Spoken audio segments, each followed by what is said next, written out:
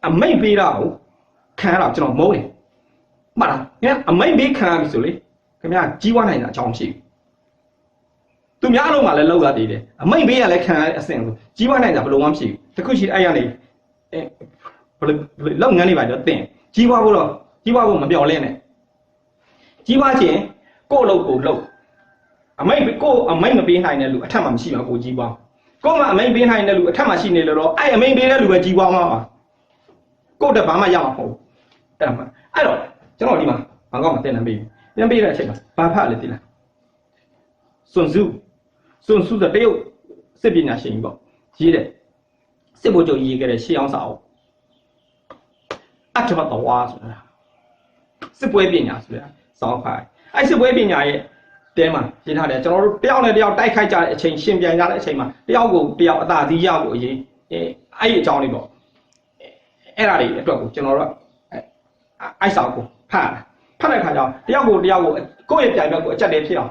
လုပ်ဖို့အဲ့ဒီသူတို့ကတော့စွန်စုကတော့စစ်ပွဲမှာသုံးတယ်ဒါပေမဲ့ကျွန်တော်တို့ဒီကုမ္ပဏီမှာစီးပွားရေးမှာလည်းကုမ္ပဏီနှစ်ခုရှင်ပြိုင်လာပြီဟဲ့ဆိုရင်ကျွန်တော်တို့ကသူများကုမ္ပဏီတောင်းသူများကုမ္ပဏီအကြက်တည်းဖြစ်အောင်ဘယ်လိုလုပ်မလဲဆိုတော့အဲ့ရနီးပညာတွေသုံးတယ်စစ်ပွဲရဲ့နီးပညာကိုကုမ္ပဏီစစ်ပွဲချင်းနိုင်ငံချင်းစစ်တိုက်တဲ့အချိန်မှာသုံးတဲ့နီးပြူဟာတွေကိုကျွန်တော်ကုမ္ပဏီချင်းရှင်ပြိုင်တဲ့နေရာမှာသုံးဖို့ဒီစာအုပ်ကိုဖတ်ခိုင်းတာအဲ့ဒီမှာကျွန်တော်ကဘာမှသွားတွေ့ရလဲဆိုတော့အမိတ်နာကောင်လေ့ကျင့်တဲ့နီးရှင်ဘယ်ကနေတော့စင်စုသူ့ရဲ့ကိုလို့တော့အဖွဲ့ကိုတပ်ဖွဲ့ဖြစ်အောင်လေ့ကျင့်ခိုင်းတယ်ကတော့စင်စုကလေ့ကျင့်ပြီးကျွန်တော်ဒီမှာလို့ဆိုဘယ်ညာပေါ့ဗျာသူ့အမိတ်ပေးတဲ့အတိုင်းလိုက်လို့ခိုင်းတော့ဟိုကအဲ့ထဲမှာမိဖုရားတစ်ပါးပါတယ်ဘယင်အရေးပေးတဲ့မိဖုရားစင်စုကသူကဂိမ်းဆိုင်ပေါ့ဂိမ်းဆိုင်တဲ့ခါကျတော့အဲ့မိဖုရားကိုကြံတဲ့မောင်းမတွေရှေ့မှာသူ့အမိတ်မနာကန်လို့ဆိုပြီးခေါင်းဖြတ်တပ်ပြလို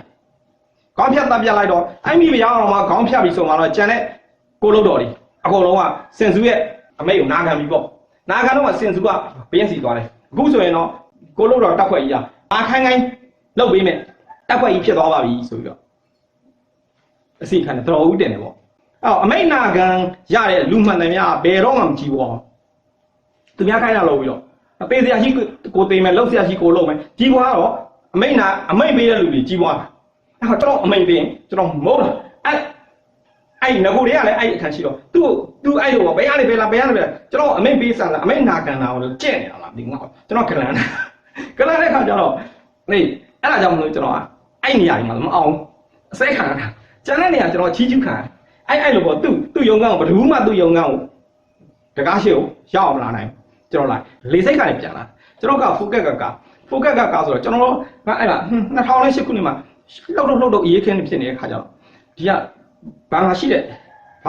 ီကရင်းနှီးမြှုပ်နှံမှုကတော့ထားလိုက်တော့ရပြီသိပြီလေဘာမှရှိတဲ့ငွေလဲနှောင်းကဖောင်းပွားလာတာဟိုနေ့ကထိုက်ဘက်ကဖောင်းပွားလာ30လောက်ကနေ40လောက်ထိဖြစ်လာတဲ့ခါကျတော့ဒီဘာမှရှိတဲ့ပတ်စံတွေကဒေါ်လာနဲ့ပြန်လဲရှုံးပြီလေအများရှုံးနေပြီဥပမာ30ကနေ40ဖြစ်တယ်ဆို25ရာခိုင်နှုန်းရှုံးပြီရှုံးတော့ဒီဘာမှရှိတဲ့ပတ်စံတွေကိုစင်ကာပူဘဏ်ကိုကျွန်တော်တို့လွှဲဖို့ကြိုးစားတော့ဒီရဲ့ထိုင်းဘဏ်ရဲ့စီကံ10တန်းပြည့်အောင်ထုတ်လို့မရဘူး10တန်းပြည့်အောင်ဘာကြောင့်ထုတ်တာလဲဆိုတာအမေခံတော့10တန်းအောက်ကိုထုတ်ရတယ်10တန်းအောက်ကို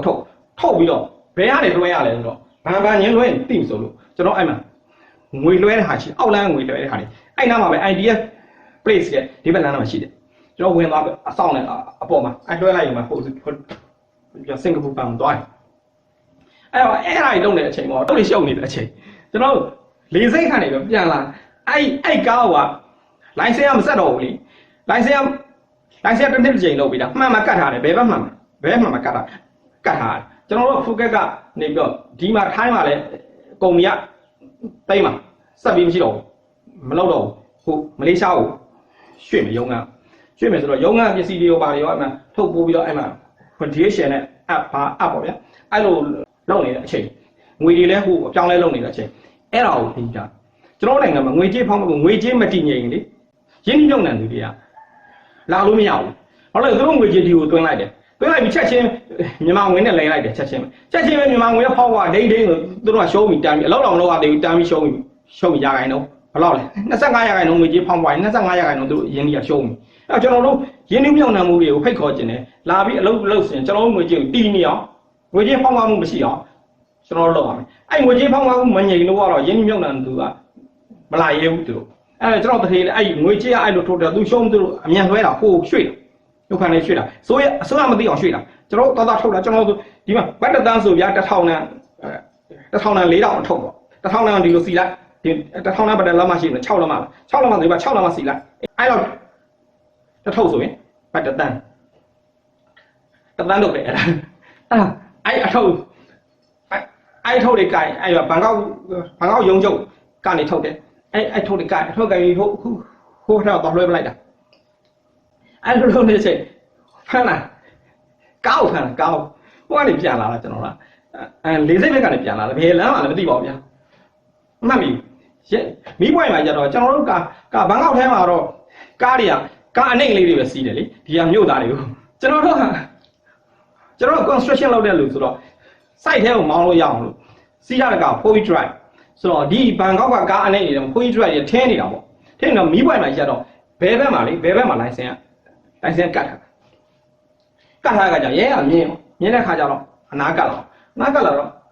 ကျွန်တော်တထေးပဲသွားတယ်ကျွန်တော်တထေးကမောင်းနေတာကျွန်တော်ကဒီဘက်ပြစီးနေတာစီးတော့ကျွန်တော်ထိုင်းချက်မှာပေါ့ရဲရထိုင်းချက်တော့ကျွန်တော်လည်းစကားမပြောဘူးဟိုဘက်သွားအင်္ဂလိပ်လိုပြောတယ်ဘယ်နဲ့မောင်းလဲ yes ကောင်မောင်းပါတယ်ဆို yes ကောင်မောင်းတာဆိုကျွန်တော်ထိုင်းချက်လို့ရှိရင်ဒီကောင်တွေလက်ပေးလိုက်ယူလို့မရဘူးလေတို့ရတော့ကျွန်တော်သူတို့လက်ပေးလိုက်ယူလုပ်ချင်တဲ့ခါကျတော့အင်္ဂလိပ်လိုလှမ်းပြောလိုက်တယ် my friend we are busy now can you finish here please ဆိုတော့ပြောပါလားကြည့်တယ်ကျွန်တော်ကြည့်တော့ okay တဲ့2000 baht တဲ့ချောင်း2000 baht ဆိုတော့ကျွန်တော်လည်းဈေးလျှော့ထားရတဲ့ little discount please 1000 baht okay ဆိုတော့ဒီလိုပဲထိုင်းရဲလည်းဖြစ်နေဖုန်းကောင်းတစ်ခုမှကျွန်တော်လည်းဖြစ်နေဖုန်းကောင်းတစ်ခုမှပြောလိုက် okay တဲ့ I don't give you a receipt no problem but you don't call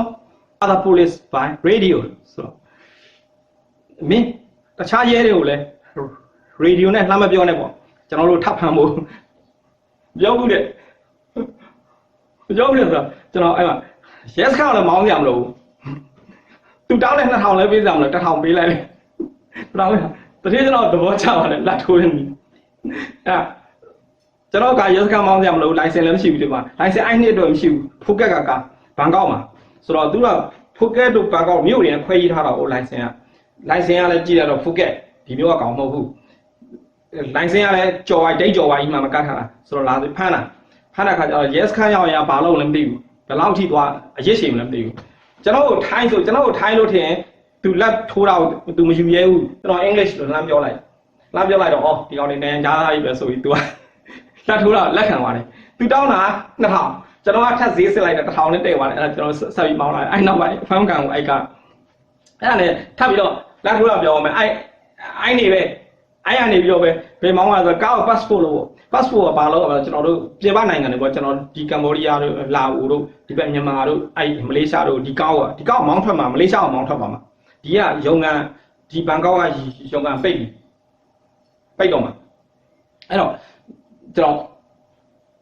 အဲ့ကားကိုဘက်ကိုသွားတယ်မော်ချစ်ဘက်မှာရှိတယ် Land Transportation Department ဆိုရှိတယ်အဲ့ကိုသွားအဲ့မှာသွားတော့တန်းစီရလူတိုင်းရရှင်းကြီးပဲထိုင်းနေသူတို့ license လာလောက်တာလားဘာလောက်တာလားမသိကျွန်တော်တို့ကအဲ့ကားတော့ passport သွားလောက်တာတခြားနိုင်ငံကိုကူးဖို့အတွက်ထိုင်း license နဲ့ဆိုတော့ထိုင်းကတခြားနိုင်ငံကိုကူးဖို့အတွက် passport လောက်ဖို့လိုတယ်ကားတော့ passport အဲ့လိုတော့သွားလောက်တာအဲ့လူတိုင်းရရှင်းကြီးပဲဟင်းစောင့်နေရတော့ကျွန်တော်တတိယကျွန်တော်နှစ်ယောက်လို့ကျွန်တော်မှဒီကလုပ်ရရှိတယ်မအောင်လေချက်ချင်းပြီးမှလို့ထင်တာအဲ့တော့လူတိုင်းစောင့်ရတော့မချောင်းတော့ကျွန်တော်သွားတယ်အဲ့တော့ထိုင်းလို့ပြောတယ်အဲ့ကောင်မလေးဖြစ်မတက်ဘူးအင်္ဂလိပ်လားထိုင်းလို့ပြောတယ်နော်ချွေးတိုင်းမဲ့ခပ်ဖီမမီဝေလာလော်လီပေါ့နော်အဲ့ဒါပြတယ်ဒါဆိုတော့ချွေးတိုင်းခါတဲ့အခုလောက်ပေးတော့မှမှာတော့မဟုတ်ဘူးပတ်တရပေးပြီးတော့အဲ့ဆိုင်ဆန်ပေးထားခဲ့လိုက်ပေးထားတဲ့ခါကျတော့လာယူတယ်ခဏနောက်တနင်္လာလောက်နေရင်လာယူလိုက်တယ်တနင်္လာလောက်နေလာယူလိုက်တယ်ကျွန်တော်တန်းစီတဲ့နေရာနဲ့သူမှန်းလိုက်တာကျွန်တော်တို့ဒီနိုင်ငံမှာဆိုကျွန်တော်စီကလက်ငွေယူရင်ကြော်လို့ပေးလိုက်မှာဟောသူများမရဘူးတန်းစီတာပဲကျွန်တော်အနဲ့ရဘလောက်လဲအဲ့မှာတောင်းငင်နံပါတ်ရှိတယ် အဲ့ကျွန်တော်အလှည့်ရောက်တော့မှကျွန်တော်ကိုလှုပ်ပေးမှာဂျားရဖြတ်မလုပ်ပေးဘူးအဲ့တန်းစီထားတဲ့လူတွေတိုင်းလာခဲ့ကျွန်တော်ကသူ့ကထားပြီးထားခဲ့တန်းစီတာမလို့သွားကြံတော့သူလှုပ်ပေးထားမယ်လိုအပ်တာလှုပ်ပေးထားမယ်ပြီးတော့မှသူခန့်မှန်းလိုက်တာပေါ့အဲ့နောက်တနားရီလား2နာရီလားမသိပါဘူးသူပြောလိုက်တာလာယူဆိုတော့အဲ့ဒါနဲ့အဲ့ပေးထားခဲ့တာလက်ထိုးတာအဲ့ဒါမဲ့ကျွန်တော်ဖိုကက်မှာလက်ထိုးဘူးတယ်ဖိုကက်မှာလက်ထိုးတာမရဘူးအဲ့ခொနင်းလေးတည်းအဲ့ထိုင်းကောက်မှာမရဘူးဒါလည်းလက်ထိုးတာယူတယ်လို့တော့ပြောလို့မရဘူးသူတို့ကအဲ့လိုမျိုးလောက်ခွင့်ရတယ်ဆိုတဲ့ဟာရှိလိမ့်မယ်သူတို့ကလေကျွန်တော်တို့နိုင်ငံလို့သူကလာစားအတီတကြားနဲ့မဟုတ်ဘူးအဲ့ဒီကျွန်တော်တို့လုပ်တဲ့အဲ့စာရွက်စာတမ်းတွေပါတီမှာညာစာရွက်စာတမ်းတစ်ခုကိုဘယ်လောက်ဆိုပြီးတော့အစိုးရတတ်မှတ်တာရှိတယ်အဲ့တတ်မှတ်ထားတဲ့တဲမှာသူတို့အတွက်စပစ်ချဆိုပြီးကော်မရှင်ထပ်ရှိသေးတယ်လာစားအဲ့ကြောင့်သူတို့ကပြင်မမှာပါဆိုရင် OD ပါရသူတို့ပြောပါချနေတာကျွန်တော်နိုင်ငံလည်းမတူဘူးအစိုးရဝန်ထမ်းတွေပဲရှိတယ် OD ရှိတယ်ဘယ်လိုပြောကော်မရှင်ရှိတယ်အလုံးများလေးပတ်စံရလေး OD မရှိဘူးပဲထားတော့ဒီမှာအလုံးမလုတ်ခင်းတဲ့နေရာအလုတ်ပါတာတော့ဒီလားစာပဲထားအလုတ်တွေအများများနေတာသူတို့ပြောရှင်းချတာဘာလို့လဲဆိုတော့အဲ့ဒီစိုင်းဆန်တစ်ခုစီပေါ်မှာပေးရတဲ့ကောက်ထားတဲ့ပတ်စံတွေကသူတို့အတွက်စပစ်ချထပ်ပေးသေးတယ်အဲ့ဒါလေအခုကျွန်တော်စီရနေဘတ်တရားယူပြီးတော့အဲ့လိုမျိုးပေါ့နော်လက်ခံလိုက်တာလေသူတို့အနေနဲ့တရားဝင်လားမဝင်လားတော့မသိဘူးဒါပေမဲ့ကျွန်တော်ကအဲ့ထဲမှာလူတန်းထဲမှာစီစောင့်ကြရမလို့ကျွန်တော်စာရေးစာတမ်းသူ့ပေးပြီးတော့ကျွန်တော်သွားကြရရှောက်သွားပြီးတော့အဲ့သူတို့ရုံးမပိတ်ခင်ကျွန်တော်လည်းလာပြန်ယူလိုက်တယ်အဲ့ဒါကြောင့်တတိယသူ့လက်လဲတာသူ့လက်လဲသွားတာသူသိ